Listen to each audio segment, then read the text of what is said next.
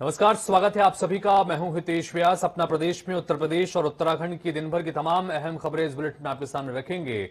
आगे बढ़ते हैं और सबसे पहले बात करते हैं आज प्रदेश को मिली एक बड़ी सौगात की। सरयू परियोजना की सौगात आज उत्तर प्रदेश को मिली है और जाहिर तौर पर यह एक बड़े मील का पत्थर साबित होने वाली है। प्रधानमंत्री नरेंद्र मोदी बलरामपुर जिले के दौरे पर आज थे और दौरान उन्होंने उत्तर प्रदेश को बड़ी सौगात दी। पीएम ने बलरामपुर में सरयू नहर राष्ट्रीय परियोजना का उद्घाटन किया। इस परियोजना से उत्तर प्रदेश के 9 जिलों के करीब 30 लाख किसानों को सीधा फायदा होगा। साल 2016 में इस परियोजना को प्रधानमंत्री कृषि सिंचाई योजना में शामिल किया गया था। इससे 14 लाख हेक्टेयर से ज्यादा खेतों को सिंचाई के लिए पानी मिलेगा। परियोजना में 5 नदियां घाघरा, सरयू, राप्ती, बाणगंगा और रोहिणी को आपस में जोड़ने का प्रावधान है। वहीं प्रधानमंत्री ने जनसभा को भी इसके दौरान संबोधित किया और बिना नाम लिए अखिलेश यादव पर निशाना साधा। पीएम ने कहा कि जब मैं आज दिल्ली से चला तो सुबह से इंतजार कर रहा था कि कब कोई आएगा और कहेगा कि मोदी जी की इस योजना का फीता तो हमने काटा था। तो कुल मिलाकर कई और अलग अलग विषयों पर आज प्रधानमंत्री ने अपनी बातें कही। हमने दशकों पुरानी योजनाओं को पूरा किया, चूंकि ये योजना भी लगभग 40-45 साल से अटकी हुई थी और उसके बाद इस योजना को पूरा किया गया। 9,000 करोड़ रुपए की ये परियोजना, जिससे आने वाले समय में खासतौर पर किसानों को बहुत फायदा मिलने वाला है। 9 जिलों के करीब 30 लाख किसानों को सीधे सीधे फायदा मिलेगा। विरोधियों की आदत गुमराह करने की है, नाम लिए बगैर विपक्ष पर भी जमकर निशाना साधा है। तीनों सेनाओं में तालमेल बढ़ाने का काम तेजी से आगे बढ़ता रहेगा, क्योंकि जो घटनाक्रम सीडीएस जनरल बिपिन रावत के निधन के बाद पेश आया है, उसके संदर्भ में भी हम लोगों ने बात कही कि भारत दुख में है, लेकिन दर्द सहते हुए हम न गति रोकते हैं और न प्रगति रोकते हैं। देश के भीतर और बाहर बैठी हर शक्ति का मुकाबला मिलकर करेगा पूरा देश। ये बात उन्होंने यहां पर कही। किसानों के संदर्भ में भी अपनी बात रखी और जो शहीदों का घटनाक्रम हुआ, जिसमें हेलीकॉप्टर हादसे में सीडीएस शहीद हुए, उसके संदर्भ में भी उन्होंने अपनी बात रखी। प्रदेश के सपूत ग्रुप कैप्टन के संदर्भ में भी उन्होंने जिक्र किया। वरुण सिंह, जो कि अभी जिंदगी और मौत से वो लड़ रहे हैं, उनकी सलामती की भी दुआ मांगी और बाकी तमाम विषयों पर भी अपनी बातचीत रखी। विपक्ष पर भी जमकर निशाना साधा और बिना नाम लिए अखिलेश यादव पर भी वार किया।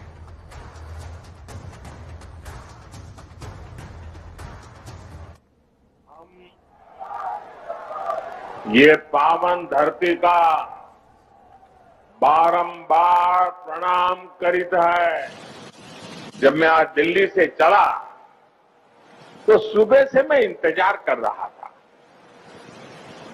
कि कब कोई आएगा, कहेगा कि मोदी जी इस योजना का फीता तो हमने काटा था। ये योजना तो हमने शुरू की थी।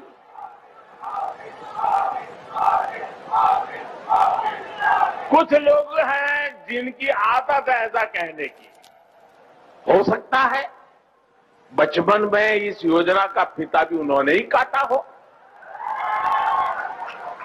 साथियों, कुछ लोगों की प्राथमिकता फीता काटना है,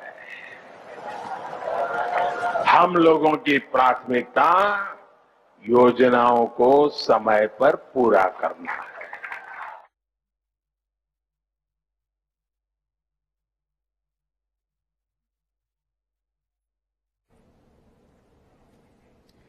आगे बढ़ते हैं। पश्चिमी उत्तर प्रदेश की बात करें, जहां सत्ता वापसी के लिए भारतीय जनता पार्टी पूरी रणनीति के साथ काम कर रही है। इसी के तहत बीजेपी के राष्ट्रीय अध्यक्ष जगत प्रकाश नड्डा उत्तर प्रदेश के 2 दिवसीय दौरे पर पहुंचे हैं। जेपी नड्डा आज सबसे पहले मेरठ पहुंचे। यहां उन्होंने बूथ सम्मेलन में हिस्सा लिया। जेपी नड्डा के साथ डिप्टी सीएम दिनेश शर्मा, अध्यक्ष स्वतंत्र देव सिंह, यूपी चुनाव सह प्रभारी कैप्टन अभिमन्यु समेत कई बड़े नेता मौजूद रहे। बीजेपी के इस विजय बूथ सम्मेलन में 4 जिलों के बूथ अध्यक्ष शामिल हुए। इस कार्यक्रम में बीजेपी के करीब 20,000 से ज्यादा कार्यकर्ताओं ने हिस्सा लिया। वहीं बूथ सम्मेलनों को संबोधित करते हुए जेपी नड्डा ने कार्यकर्ताओं को जीत का मंत्र दिया, साथ ही विपक्ष पर जमकर निशाना साधा। किसानों की चिंता नहीं की, एक वक्तव्य नहीं दिया अखिलेश ने। कि मैं मुख्यमंत्री रहते हुए मैंने किसानों के गन्ने का भुगतान नहीं किया है, लेकिन यह मायावती जी और समाजवादी पार्टी अखिलेश जी दोनों के भुगतान से ज्यादा भुगतान योगी जी की सरकार ने किया। 1,41,000 करोड़ रुपए का भुगतान किया। मुझसे एक पत्रकार बहन ने पूछा कि बताओ ये गन्ना और जिन्ना, मैंने कहा गन्ना हमारा है, जिन्ना उनका है। ये जिन को निकालना तुम्हारा काम है, बोतल के अंदर डालना आपका काम है। इस बात को हमको ध्यान रखना। फिर उत्तर प्रदेश विधानसभा चुनाव 2022 में अपनी सत्ता बनाने के लिए सभी पार्टियां लगातार कोशिश कर रही हैं। इसी बीच समाजवादी पार्टी के राष्ट्रीय अध्यक्ष अखिलेश यादव ने अपनी रणनीति मजबूत करने के लिए राजधानी लखनऊ में सपा के दफ्तर पर एक बड़ी बैठक की है, जिसमें यूपी के सभी 403 विधानसभा सीटों के साथ साथ प्रदेश पार्टी के विधानसभा अध्यक्षों और जिला महानगर के सभी अध्यक्षों के साथ बैठक की है। इस बैठक में सपा अध्यक्ष ने अपने नेताओं कार्यकर्ताओं को जीत के लिए प्रोत्साहित किया और जीत का नया मंत्र दिया। वहीं बैठक के बाद अखिलेश यादव ने प्रेस कॉन्फ्रेंस का आयोजन भी किया। इस बीच उन्होंने कहा कि सपा ने आज की जरूरत को देखते हुए तकनीक दी, लेकिन बीजेपी ने जनता को लाठी दी है। इसी के साथ अपने कार्यकाल में किए गए कार्यों को याद करते हुए उन्होंने भाजपा पर जमकर हमला भी किया। उन्होंने कहा कि प्रदेश की जनता यूपी में बदलाव चाहती है। पूरा उत्तर प्रदेश बदलाव चाहता है, उत्तर प्रदेश में परिवर्तन हो।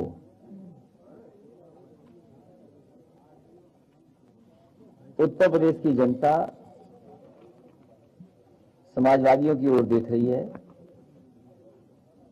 समाजवादी पार्टी का लगातार प्रयास रहा है कि लोगों को जोड़ा जाए। पार्टी के प्रयास रहा कि जो क्षेत्रीय और छोटे दल हैं उनको भी जोड़ करके उत्तर प्रदेश की जनता को एक नई सरकार देने का काम करें। अभी तक भारतीय जनता पार्टी ने अपना संकल्प पत्र उठा करके नहीं देखा है। भारतीय जनता पार्टी ने बड़े बड़े सपने दिखाए और कहा कि 2022 तक किसानों की आय दोगुनी हो जाएगी। 2022 आने वाला है, भारतीय जनता पार्टी ये बताए कि किसानों की आय दोगुनी कब होगी। समाजवादी पार्टी ने लैपटॉप दिए और भारतीय जनता पार्टी ने युवाओं को लाठी दिए। फर्क साफ है।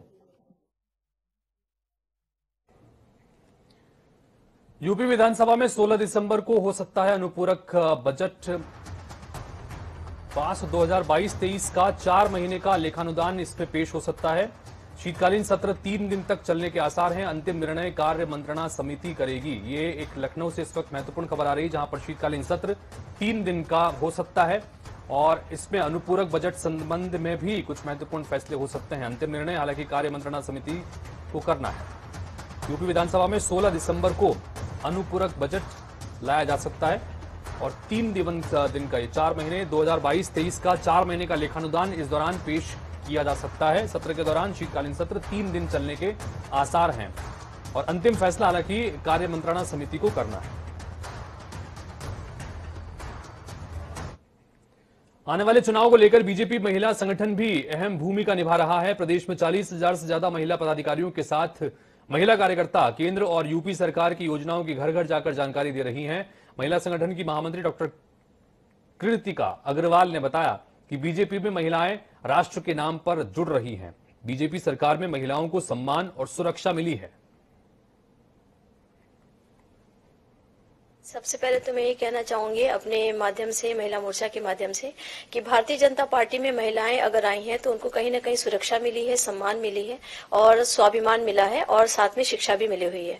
महिलाएं भारतीय जनता पार्टी में इसलिए जुड़ी हैं क्योंकि वो एक राष्ट्रवादी पार्टी है और देश का विकास अच्छे से हो, समाज का विकास अच्छे से हो और राष्ट्र को और मजबूती मिले, इसलिए महिलाएं ज्यादा से ज्यादा भारतीय जनता पार्टी में जुड़ी हुई हैं।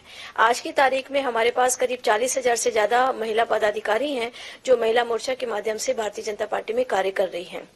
और निश्चित तौर पे भारतीय जनता पार्टी में महिलाओं के आने का मुख्य उद्देश्य केवल और केवल इतना है कि ये राष्ट्र की विचारधारा से हम सब लोग जुड़ें, समाज को और राष्ट्र को किस तरीके से आगे बढ़ाएं, उसके लिए हम सब लोग मोदी जी और योगी जी का हाथ किस तरीके से और मजबूत कर सकें, इस कार्य के साथ महिलाएं भारतीय जनता पार्टी में जुड़ करके आगे कार्य कर रही हैं। पिछले 1 साल से दिल्ली की अलग अलग सीमाओं पर जमे किसानों का धरना समाप्त हो रहा है। प्रधानमंत्री नरेंद्र मोदी ने राष्ट्र के नाम संबोधन में किसानों की मांग को स्वीकार करते हुए कहा था कि सरकार 3 कृषि कानूनों को वापस ले रही है। शीतकालीन सत्र शुरू होते ही सरकार वादे के मुताबिक संसद में बिल लेकर आई और कृषि कानूनों को वापस कर दिया गया।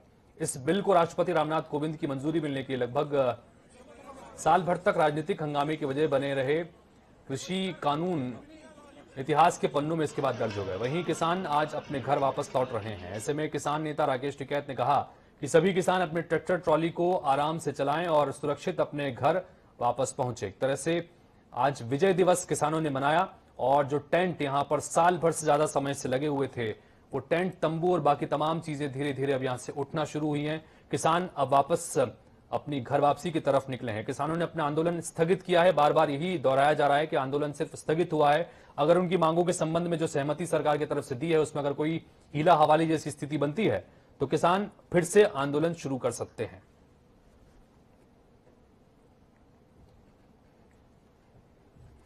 बांदा के बिसंडा थाने क्षेत्र के एक हैरान कर देने वाला मामला सामने आया है। यहां धान काटने जा रही महिला को अगवा कर 3 युवकों ने नशीला पदार्थ खिलाकर 2 दिन तक उसके साथ सामूहिक दुष्कर्म किया।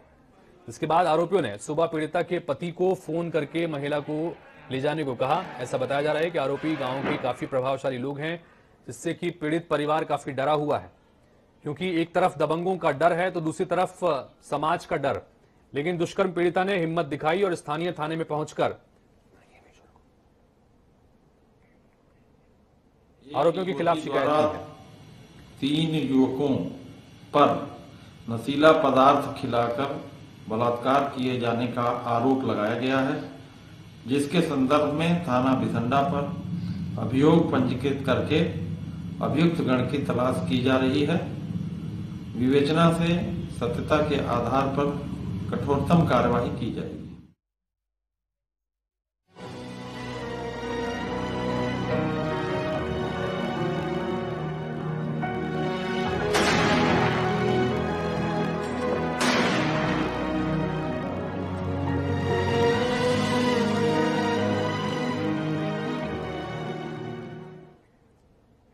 देश के पहले chief of defence staff general Bipin Rawat और उनकी पत्नी मधुलिका रावत की बेटियों कृतिका और तारिणी ने अपने माता पिता की अस्थियों को आज हरिद्वार में गंगा नदी में विसर्जित किया है। बेटियों ने नम आंखों से अस्थियों को नमन किया और मां गंगा नदी में उन्हें विसर्जित किया।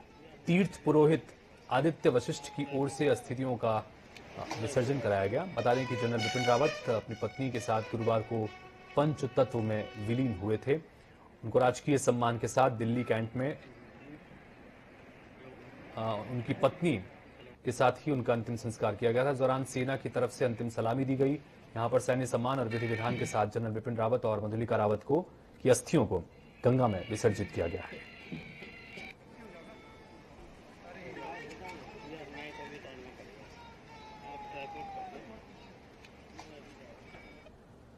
वहीं इस पूरे घटनाक्रम के बाद पूरा आगरा भी गमगीन है। 2 दिन के इंतजार के बाद आखिरकार शहीद विंग कमांडर पृथ्वी सिंह चौहान तिरंगे में लिपटकर अपने गृहनगर पहुंचे। आंखें नम हैं और सिर शहादत के आगे झुके हुए हैं। हेलीकॉप्टर हादसे में शहीद हुए विंग कमांडर पृथ्वी सिंह चौहान का आज अंतिम संस्कार आगरा के ताजगंज शमशान घाट पर किया गया।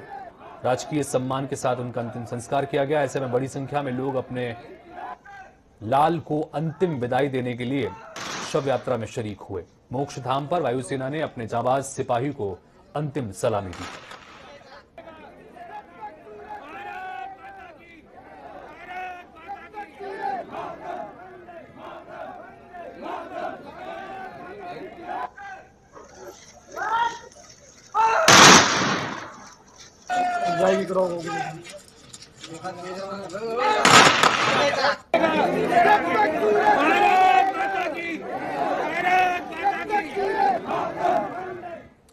आगे बढ़ते हैं, बात उत्तराखंड विधानसभा के शीतकालीन सत्र की, जिसका आज तीसरा और आखिरी दिन था। सत्ताधारी पक्ष ने जहां अपनी उपलब्धियां गिनाई, तो वहीं दूसरी तरफ विपक्ष ने सड़क से लेकर सदन तक हंगामा किया।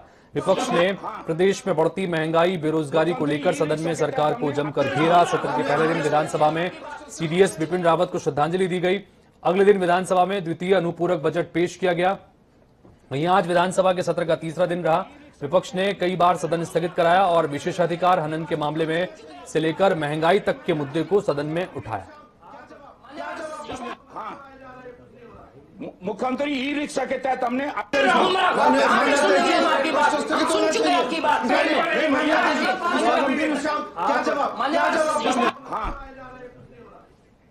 देहरादून विधानसभा के बाहर कांग्रेस विधायक प्रदर्शन कर रहे हैं। विधानसभा के बाहर धरने पर बैठे हैं पूर्व मुख्यमंत्री हरीश रावत। सरकार पर खनन माफियाओं को संरक्षण देने का गंभीर आरोप ये लगा रहे हैं। शीतकालीन सत्र का आज तीसरा और अंतिम दिन है। इस वक्त जो खबर निकल के आ रही है कि सदन के बाहर, देहरादून में सदन के बाहर शीतकालीन सत्र का चल रहा है, लेकिन बाहर विपक्ष के विधायक, कांग्रेस पार्टी के विधायक धरना दे रहे हैं, जिसमें पूर्व मुख्यमंत्री हरीश रावत भी शामिल हैं। आरोप है कि सरकार खनन माफिया को संरक्षण दे रही है।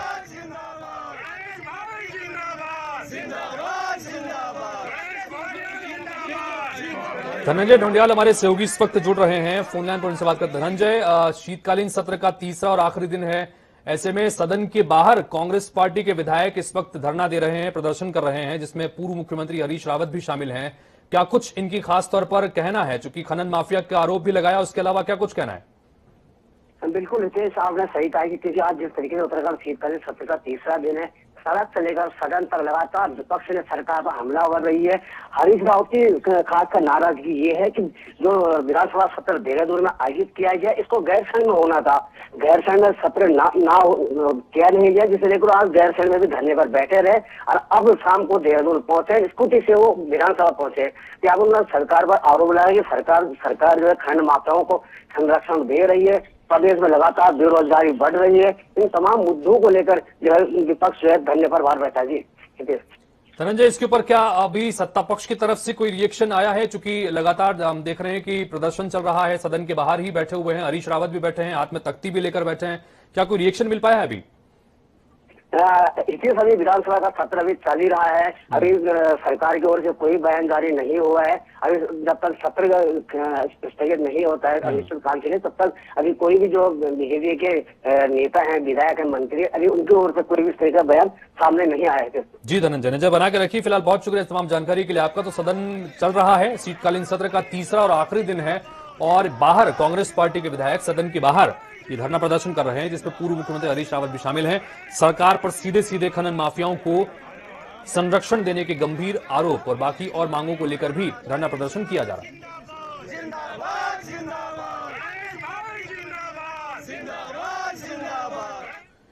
तो सतपाल महाराज ने विधानसभा परिसर के अंदर आंतरिक मार्गों के डामरीकरण में लापरवाही और गुणवत्ता में कमी को देखते हुए जांच के आदेश दिए हैं। उत्तराखंड विधानसभा परिसर के अंदर बने आंतरिक मार्गों के डामरीकरण में लापरवाही और खराब गुणवत्ता को देखते हुए शनिवार को प्रदेश में लोक निर्माण और सिंचाई मंत्री सतपाल महाराज ने कार्यदायी संस्था सिंचाई विभाग के प्रमुख अभियंता को जांच के आदेश दिए हैं।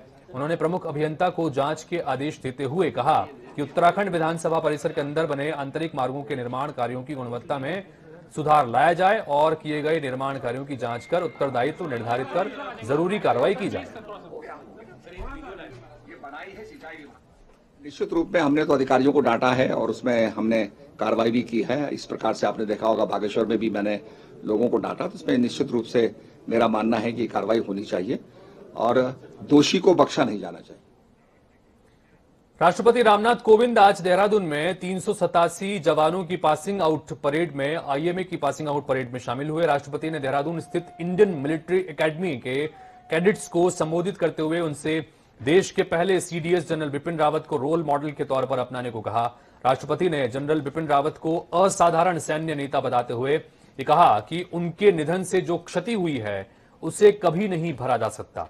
अगर यह हादसा नहीं हुआ होता तो जनरल रावत आज पासिंग आउट परेड में हमारे बीच होते। बता दें कि राष्ट्रपति रामनाथ कोविंद के साथ ही जनरल रावत इस कार्यक्रम में शरीक होने वाले थे। देश के पहले सीडीएस जनरल बिपिन रावत ने देहरादून के IMA से ही ग्रेजुएशन किया था। उन्हें स्वॉर्ड ऑफ ऑनर से भी सम्मानित किया गया था, जो एकेडमी में सबसे अच्छे कैडेट को दिया जाने वाला सर्वश्रेष्ठ पुरस्कार है।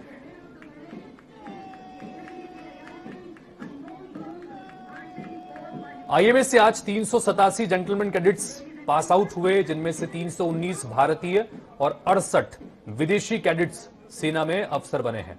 पास आउट होने वाले कैडेट्स के हिसाब से 45 कैडेट के साथ उत्तर प्रदेश टॉप पर है, जिसमें दूसरे स्थान पर उत्तराखंड के 43 कैडेट्स हैं। साथ ही 34 जेंटलमैन कैडेट देने वाला हरियाणा तीसरे स्थान पर रहा। राष्ट्रपति ने कैडेट्स को ओवरऑल बेस्ट परफॉर्मेंस और अन्य उत्कृष्ट सम्मान से भी नवाजा। स्वॉर्ड ऑफ ऑनर का प्रतिष्ठित पुरस्कार ACA अनमोल गुरुंग को दिया गया, जबकि तुषार सप्रा को रजत और आयुष रंजन को कांस्य पदक मिला। कुणाल चौबीसा ने सिल्वर मेडल हासिल किया है। सर्वश्रेष्ठ विदेशी कैडेट भूटान के सांगे फेंदेन दोरजी चुने गए हैं। चीफ ऑफ आर्मी स्टाफ के बैनर कैरेन कंपनी को यह मिला है।